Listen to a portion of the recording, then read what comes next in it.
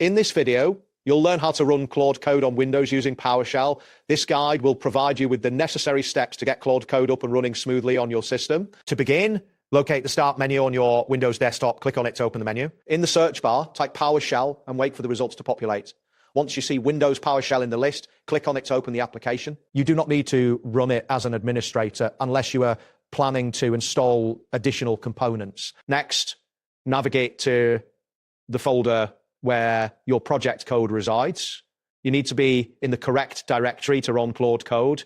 If your project is located in your documents folder, type cd users your name documents my project in the PowerShell window. Replace your name with your actual Windows username. If you do not have a project folder yet, you can create one by typing dear my project followed by cd my project to enter that new directory. After you are in the correct project folder, it is time to start Claude Code.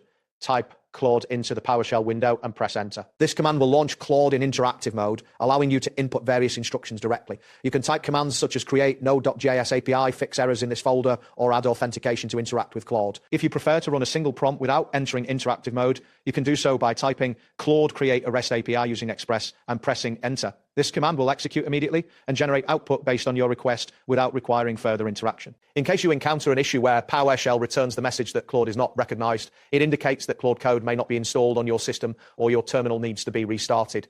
To resolve this, close the PowerShell window and open it again. Then type Claude-version to check if Claude is now recognized.